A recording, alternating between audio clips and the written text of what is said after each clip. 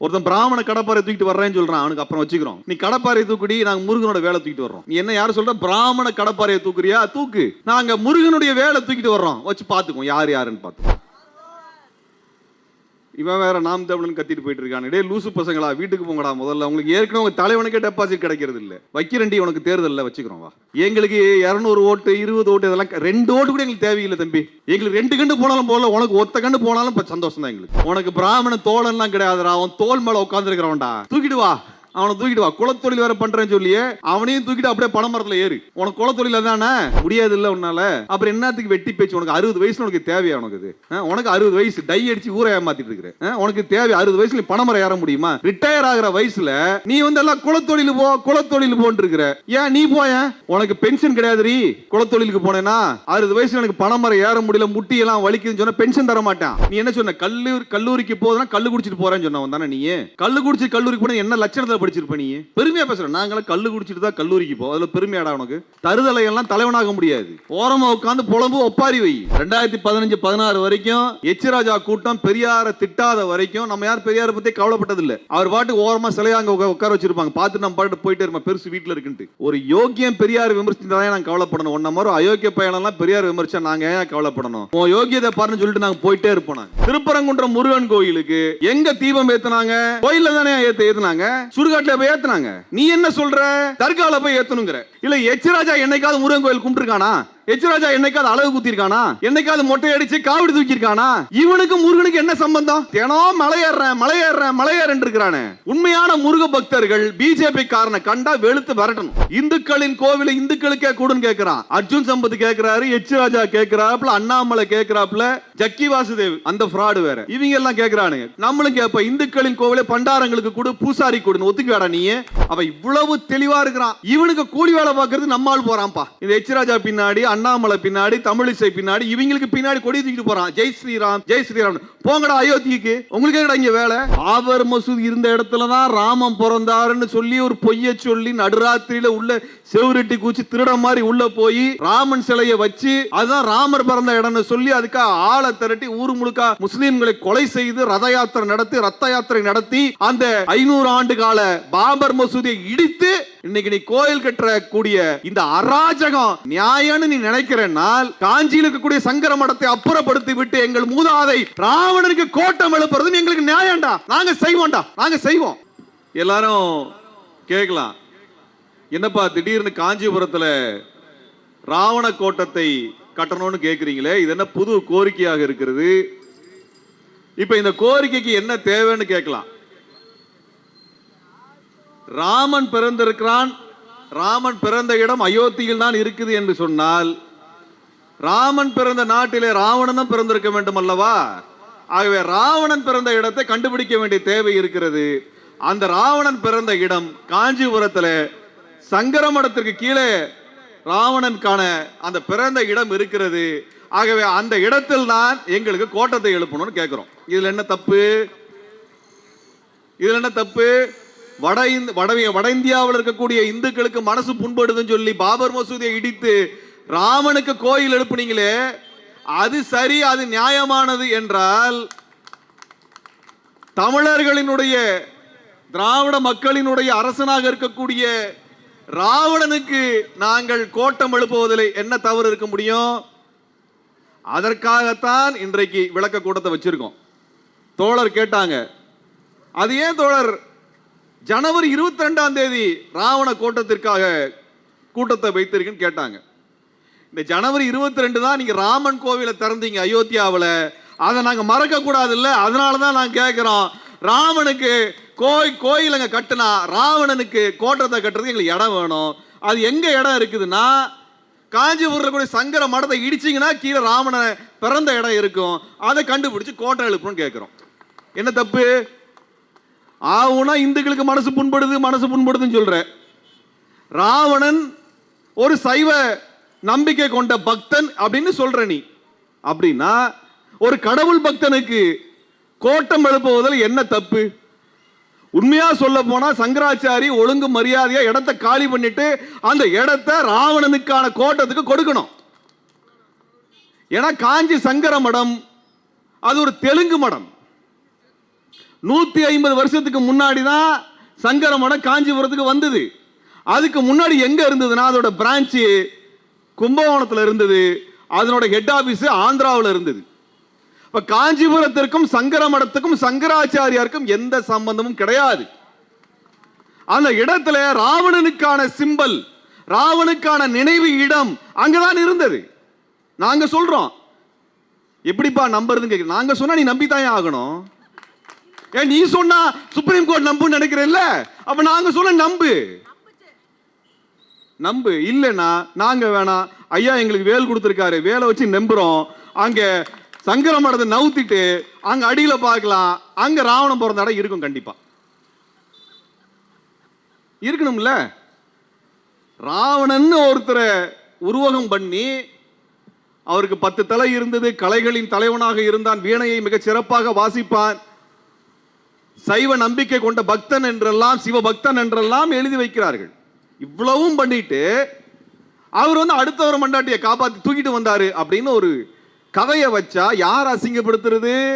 சைவ மதத்தை அசிங்கப்படுத்துறதுக்கு தான் அந்த கதை எழுதி வச்சிருக்கிற. அப்ப இந்து மதம் சைவ மதம் எல்லாமே ஒண்ணு அப்படின்னு ஆர்எஸ்எஸ் காரன் சொல்றான், பிஜேபி காரன் சொல்றான், எச் ராஜா சொல்றான்னா, சைவ பக்தனை சிவபக்தனை ஒரு பெண் பித்தனாக காட்டுனது பைபிளா குரானா அல்லது உங்களுடைய நூலாயா? சொன்னது இந்து மதத்துக்காரன் தானே, சொன்னது இந்து மதத்துக்காரன் தானே. இந்து மதத்தை வேற யாரும் இழிவுபடுத்த வேண்டாம், அவன் புராணமே இந்து மதத்தை இழிவுபடுத்துறதா. இவன் பொண்டாட்டி அவன் தூக்கிட்டு போனா, அவன் வீட்டுக்குள்ள இவன் போனான்ற கதையெல்லாம் யார் எழுதி வச்சா?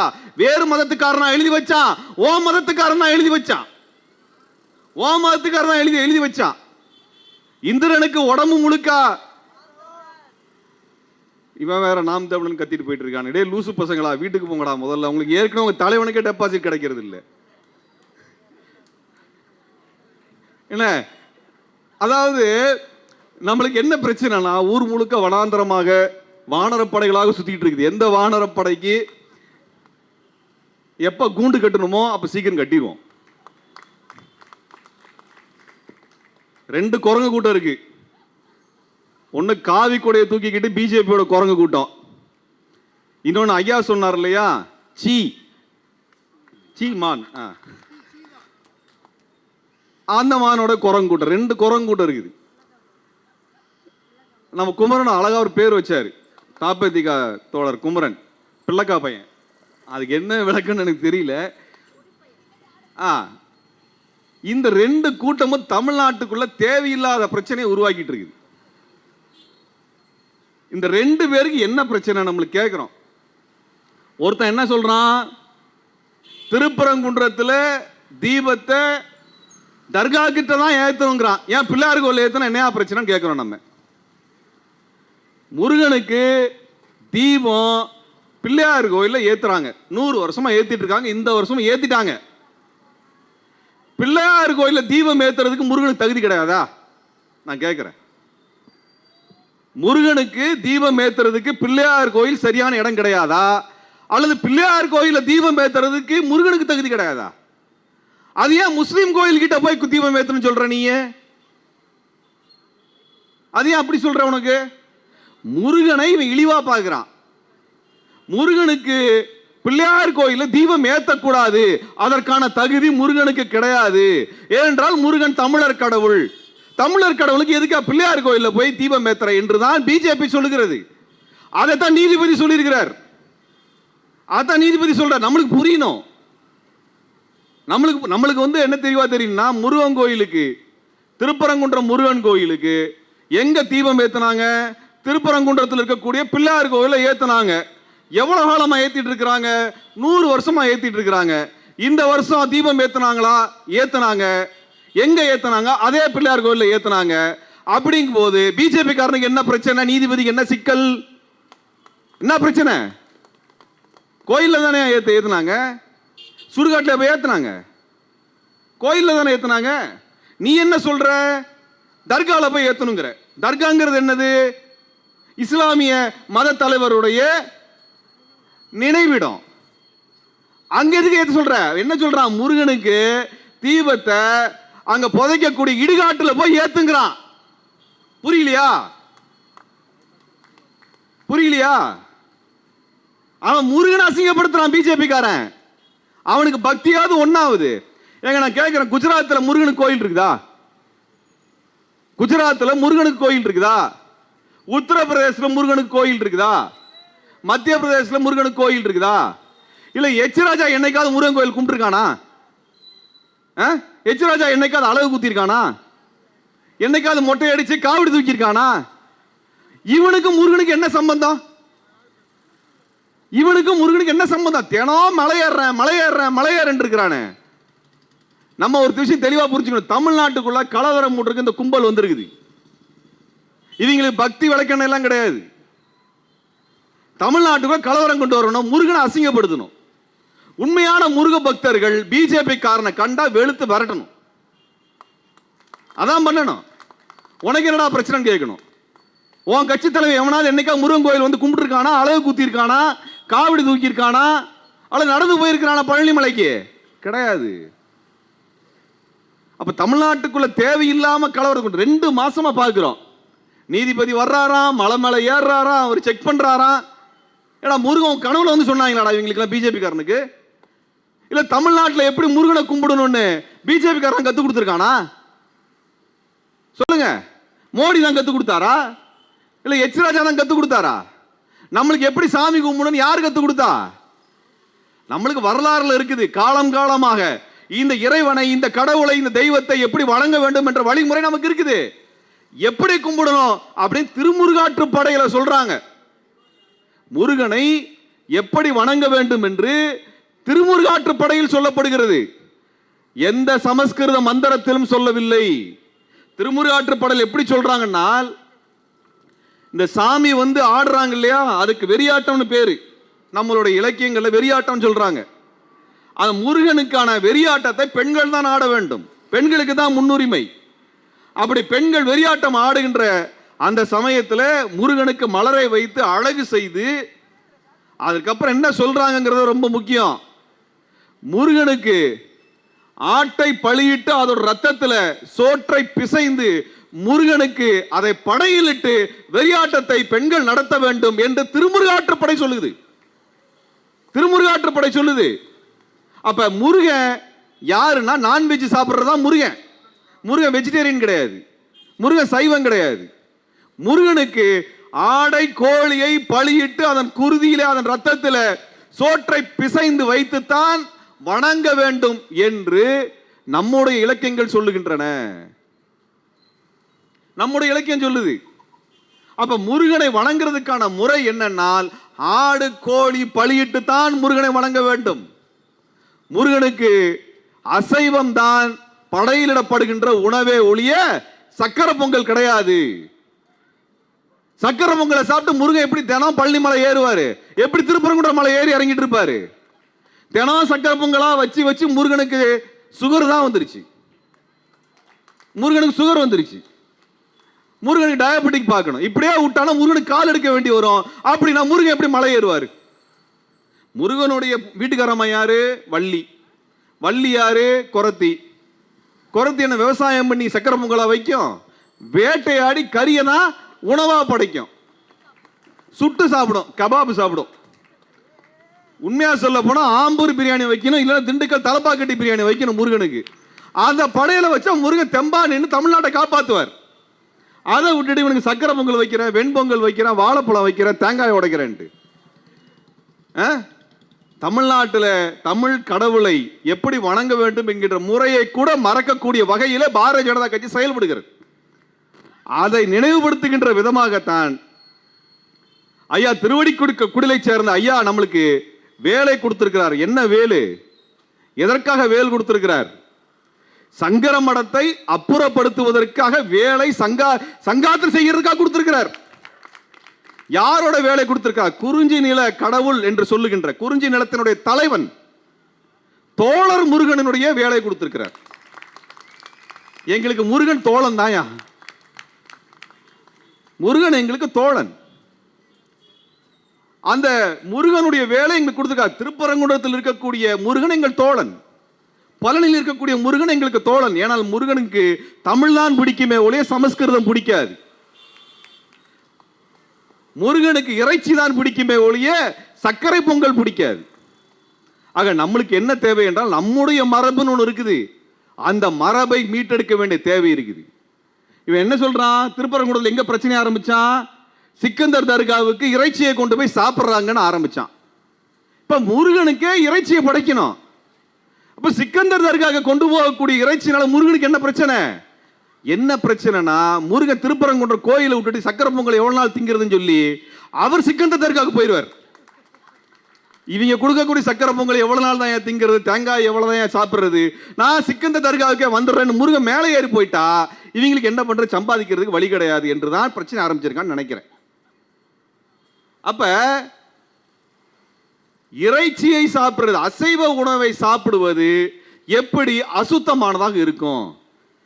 நம்ம வீட்டில எல்லாம் வாரத்தில் 7 நாள் இறைச்சி உணவு தான் நமக்கான உணவாக இருந்திருக்கிறது. இன்னைக்கு என்ன பண்ணிட்டான், திங்கட்கிழமை இந்த சாமிக்கு படையல் போடு, செவ்வாய்க்கிழமை அந்த சாமிக்கு போடு, புதன்கிழமை இவனுக்கு போடு, வியாழக்கிழமை சாய்பாபாவுக்கு போடு, வெள்ளிக்கிழமை இந்த சாமிக்கு போடு, சனிக்கிழமை பெருமாளுக்கு போடு, ஞாயிற்றுக்கிழமை தூக்கத்தை போடுன்னு வந்துட்டான். இப்ப அசைவ உணவே இல்லை. அசைவ உணவு இல்லைன்னா எப்படி வேலை பார்க்கறது, எப்படி வைட்டமின் B12 கிடைக்கும், எப்படி கிடைக்கும், எப்படியா வைட்டமின் கிடைக்கும், எப்படி அமினோ ஆசிட் கிடைக்கும், எப்படி புரோட்டீன் கிடைக்கும்? ஒன்றும் கிடைக்காது. குண்டானா நெய்யவா ஊத்த முடியும் வயிற்றுக்குள்ளார? அப்ப நம்மளோட உணவு முறை மாறிக்கொண்டிருக்குது. நீ கறி சாப்பிடு, தப்பு இல்லை, உடம்புக்கு நல்லது. இறைச்சியை எடுத்துக்கோ, அசைவ உணவை எடுத்துக்கோ. அசைவ உணவு அசுத்தம் சொல்லக்கூடியவனை விரட்டி அடி, அதுதான் ரொம்ப முக்கியமானது. விரட்டி அடிக்கணும். நம்மளுக்கு அசைவ உணவு ஹோட்டலுக்கு என்னங்க பேரு, என்ன கேட்போம், முனியாண்டி விலாஸ் இருக்கான்னு கேட்போம். முனியாண்டி விலாசுங்கிறது நம்ம முஸ்லீம் பேரா? முனியாண்டி விலாசுங்கிறது முஸ்லீம் பேரா? தமிழ் சாமியோட பேர் யாது? அப்ப தமிழ் சாமி அசைவ உணவு இல்லாமல் இருக்காது.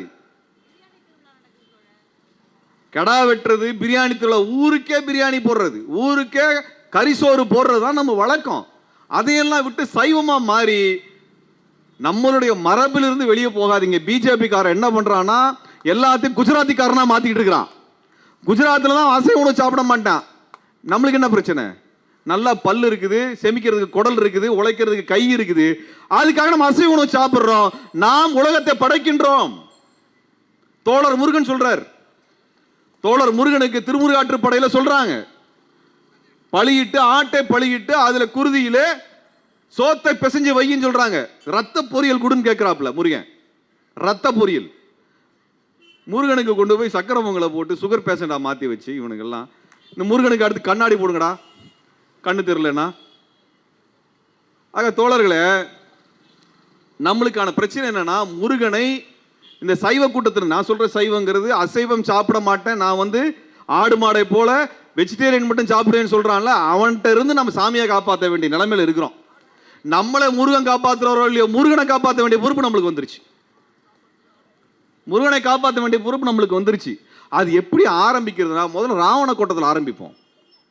இந்த கும்பலுக்கு எது தலைமையகமாக இருக்கிறோ அந்த தலைமையகத்தை வெளியேற்றி விட்டு அந்த இடத்துல ராவணனுக்கான கோவில் வரட்டும், கோட்டம் வரட்டும் என்று கேட்கின்றோம்.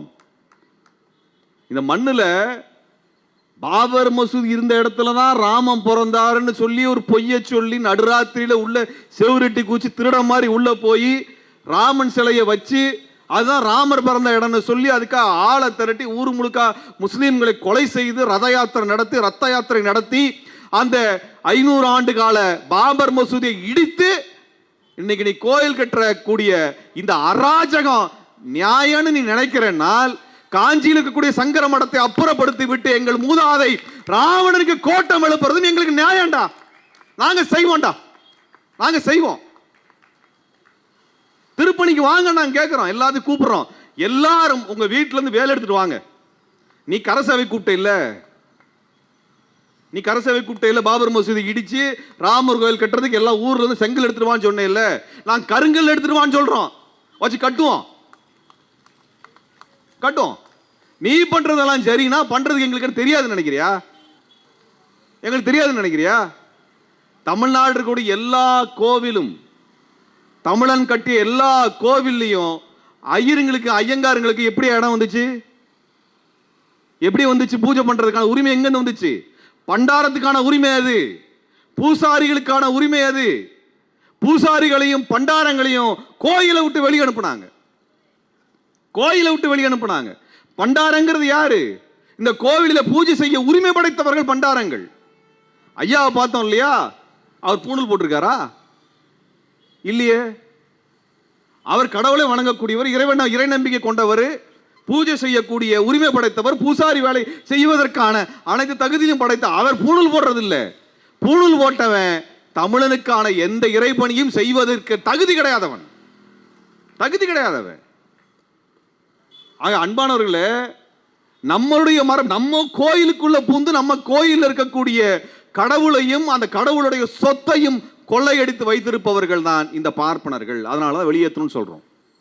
கோயில்ல வெறுமனை சாமி கும்பிட்ற இடம் எல்லாம் நம்பிட்டு இருக்கிறோம், எல்லாம் சாமி கும்பிட்ற இடம் நம்பிட்டு இருக்கோம். இல்லைங்க, கோயிலுங்கிறது என்னன்னா அந்த காலத்துல விளைஞ்ச விளைச்சலை வெளியே கொண்டு போய் வித்து வந்த பொருளை, பொன்னை, பணத்தை சேமித்து வைக்கக்கூடிய பேங்க் தான் கோயில், அதான் வங்கி.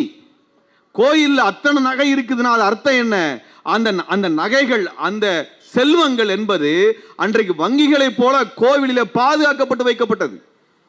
ராஜராஜ சோழன் மாபெரும் மன்னன், இந்தியாவினுடைய கிழக்கு பகுதியை முழுவதும் ஆண்டவன் ராஜராஜ சோழன், தென்னிந்தியாவை ஆண்டவன் ராஜராஜ சோழன், கங்கை கொண்டான், கடாரம் கொண்டான் என்றெல்லாம் பெயரிட்டிய அந்த ராஜராஜ சோழன் கட்டிய பெருவுடையார் கோயிலை நாம் பார்க்கின்றோம். பெரிய கோவிலை பார்க்கிறோம், பெரிய கோவில், பெரிய கோவில். அந்த கோயில் 1000 ஆண்டுகளாக நிற்கிறது.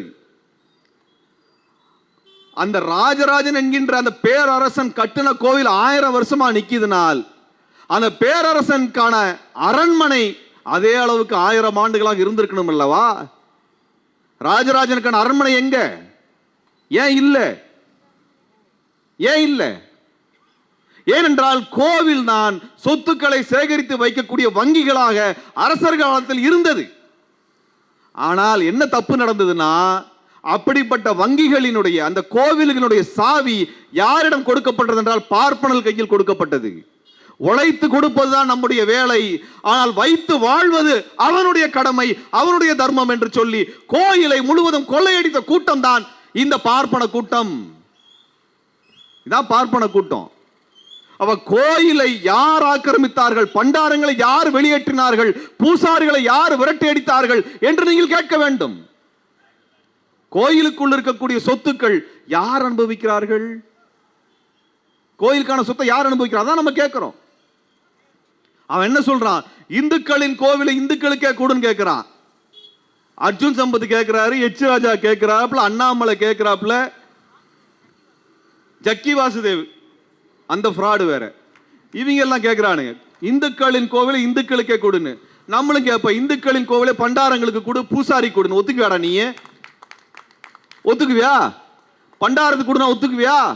பூசாரி கொடுனா ஒத்துக்குவியா? மாட்ட. ஏன்னா பண்டாரமும் பூசாரியும் தமிழன். அங்க மணியாற்ற பாப்பா ஆரிய வடநாட்டான், சமஸ்கிருதத்துல தான் பூஜை பண்றேன்னு சொல்லக்கூடியவன். அவ இவ்வளவு தெளிவா இருக்கிறான். இவனுக்கு கூலி வேலை பார்க்கறது நம்மால் போறான்ப்பா. இந்த எச் ராஜா பின்னாடி, அண்ணாமலை பின்னாடி, தமிழிசை பின்னாடி, இவங்களுக்கு பின்னாடி கொடி தூக்கிட்டு போறான். ஜெய் ஸ்ரீராம், ஜெய் ஸ்ரீராம். போங்கடா அயோத்திக்கு, உங்களுக்கு எங்கடா இங்க வேலை? தமிழ்நாட்டில் எங்கடா ராமனுக்கு கோயில் இருக்குது? எங்க இருக்குது? தமிழ்நாட்டில் ராமனுக்கு எங்க கோயில் இருக்கு? யார் ராமனை கும்பிடுறா? ராமனுக்கு உதவி பண்ண அனுமார வேணா கும்பிடுறானே ஒழிய ராமனை கும்பிட மாட்டான். அதுவும் பாருங்க, அவர் ராமன் அப்படியே தென்னிந்தியா பக்கம் வந்தாராம். இங்க ஒரே குரங்கு கூட்டமா இருந்துதான்.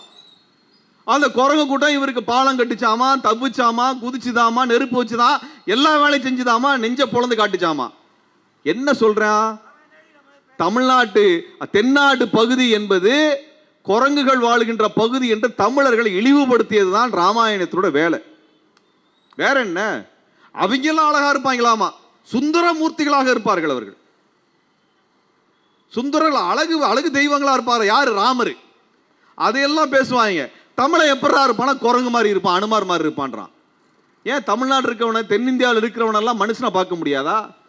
ஒரு பிஜேபியோட எம்பி 10 வருஷத்துக்கு முன்னாடி சொன்னாப்புல, தென்னிந்தியாவில் இருப்பவர்கள்லாம் கருப்பா அசிங்கமா இருக்கிறான் அப்படின்னு சொன்னானா இல்லையா? ஒரு எம்பி தருண் விஜய், அவன் தான் திருவள்ளுவர் திருடுறதுக்காக வந்தவன்.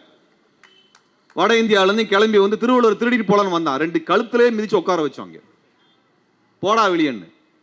அவன் என்ன சொன்னான், வடநாட்டில் போயிட்டு தமிழர்கள்லாம் கருப்பா அசிங்கமா இருக்காங்க. அது எங்கேருந்து வந்துச்சு? ராமாயணத்தில் தமிழர்களை எல்லாம் அனுமார்னு சொல்லி குரங்கு கூட்டம் சொன்னாலே அதுல இருந்து வந்தது. நம்மால் பெருமையா பேசுறான், நாமெல்லாம் அனுமாரு அப்படின்னு அனுமாரை கும்பிட்டு இருக்கிறான். அது தோழர்களே, இந்த இந்து மதம் என்று சொல்லக்கூடியதுல தமிழர்களுடைய கடவுளுக்கு இடம் இல்லை. இப்ப இந்து மதம் சொல்லக்கூடிய எந்த வேதத்திலும் முருகன் கிடையாது, அம்மன் கிடையாது, ஐயனார் கிடையாது, முனியப்பன் கிடையாது, எதுவுமே கிடையாது. அப்புறம் என்ன, அவன் மதமும் நம்ம மதமும் ஒண்ணு. அதனால நம்மளுடைய மத நம்பிக்கை என்ன, நம்மளுடைய சமய நம்பிக்கை என்பது வேறாக இருக்கிறது. அதை புரிந்து கொள்ளணும். நம்மளும் அவனும் ஒண்ணு கிடையாது. உன் சாமி வேற, என் சாமி வேற, உன் சோறு வேற, என் சோறு வேறயா. நீ திங்கிறது நான் திங்கிறது ஒண்ணா? நீ சப்பாத்தி திங்கிற, நாங்க சோத்தை திங்கிறோம், தோசையை திங்கிறோம், இட்லியை திங்கிறோம். 1000 சாப்பாடு எங்களுக்கு இருக்குது. உனக்கு என்ன இருக்குது? காஞ்சி போன சப்பாத்தியும் வெங்காயமும் மிளகாயம் மட்டும் தான் இருக்கு உனக்கு. எங்களுக்கு ஃபுல் மீல்ஸ் போட்டாலே 10 வகை ஐட்டத்தை வைக்கிறான் வெஜிடேரியன்லயே. நான் வெஜிடேரியன்ல 20 வகை ஐட்டம் இருக்குது எங்களுக்கு. நீ நானும் ஒண்ணா? சொல்லு. நீ வேற, நான் வேற, உன் சாமி வேற, என் சாமி வேற, உன்னுடைய மதம் வேற, என் மதம் வேற, ரெண்டும் வேற வேற. இதை புரிந்து கொள்ளாமல் தமிழர்கள் தங்களுடைய பூர்வீகம் என்ன, தங்களுடைய நம்பிக்கைகள் என்ன என்று புரிந்து கொள்ளாமல் இந்த பிஜேபி சங்பரிவார கும்பலிடம் சென்று மாட்டி விடாதீர்கள் என்று தான் கேட்கின்றோம். தமிழர்கள் எந்த இடத்திலும் இந்த கலவர கும்பலுக்கு போய் மாட்டிடக்கூடாது. அது ரொம்ப தெளிவாக இருக்க வேண்டும். அதனால நம்ம ராவண கோட்டம் ஏன் கேட்கிறோம் என்றால், ராமாயணத்தை வைத்து தமிழர்களை இழிவுபடுத்துகின்ற வேலையை நீ செய்யும் பொழுது அதில் தமிழர்களை இழிவுபடுத்திய அந்த தலைவனை கொண்டாடுகின்றோம். நீ அயோத்தியிலிருந்து இனிமேல் ட்ரெயின் விட்டேன்னா காஞ்சிபுரம் ராவண கோட்டத்துக்கு வரட்டும்டா, அங்க வரட்டும். அங்க வந்து ராவணன் காலில் உளுந்து கும்பிட்டு ஐயா மன்னிச்சுன்னு சொல்லினாதான் அப்புறம் ராமேஸ்வரத்துக்கு விடுவோம். அதுக்கப்புறம் நீ அஸ்தியே கரைக்க போகணும். நீ இஷ்டத்துக்குலாம் நீ அங்கே போயிட முடியாது ராமேஸ்வரம் அஸ்தி கரைக்கிறதுக்கு, விட்டுற மாட்டோம் உன்னை. நீ தமிழர்கள் இழிவுபடுத்துவதே ஒரு வேலையாக வைத்திருக்கிறது. தோழர்களே, இது விளையாட்டாக ஏதோ ஒரு எதிர்வினை செய்ய வேண்டும் என்பதற்காகலாம் இல்லை. நம்மளுக்கான ராவண கோட்டத்தை ஆரம்பிச்சு நடத்தினாதான், அதை செஞ்சு முடிச்சாதான். அது எங்க நடத்தணும்? எங்கேயோ இல்லை, காஞ்சிபுரத்தில் சங்கரமடத்துல தான் கட்டுறோம். சங்கரமடத்துல தான் கட்டணும். ஒருத்தன் பிராமண கடப்பாறை தூக்கிட்டு வர்றேன்னு சொல்றான், அவனுக்கு அப்புறம் வச்சுக்கிறோம். நாங்கள் இந்த வேலை தூக்கி இருக்கிறோம், ஐயா வேல் கொடுத்துருக்காரு எங்களுக்கு, நீ கடப்பாறை தூக்கிடி, நாங்கள் முருகனோட வேலை தூக்கிட்டு வர்றோம். நீ என்ன யாரும் சொல்ற, பிராமண கடப்பாறையை தூக்குறியா? தூக்கு, நாங்க முருகனுடைய வேலை தூக்கிட்டு வர்றோம், வச்சு பார்த்துக்குவோம் யார் யாருன்னு பார்த்துக்குவோம். எங்களுக்கு தோழர் முருகன் இருக்கிறார், குறிஞ்சி நில கடவுள். உனக்கு பிராமண தோழன்லாம் கிடையாதுடா, அவன் தோல் மேல உட்காந்துருக்கிறவன்டா. தூக்கிட்டு வா, அவனை தூக்கிட்டு வா. குலத்தொழில் வேற பண்றேன்னு சொல்லியே அவனையும் தூக்கிட்டு அப்படியே பனைமரத்தில் ஏறு. உனக்கு குலத்தொழில் தானே, ஏறு. உங்களெல்லாம் பனைமரத்துல இருந்து இறங்குடா, நீ படிடா, ஐஏஎஸ் அதிகாரி ஆகு, டாக்டர் ஆகு, நீதிபதி ஆகு, அமைச்சராக, முதலமைச்சராக சொன்னா எல்லா குலத்தொழிலை பண்ண. நீ முதல்ல குளத்துல பணம் ஏறு, வேலைப்பார் பார்ப்போம், ஏற முடியுதான்னு பார்ப்போம். நீ ஏறி காமி. முடியாது இல்லை உன்னால.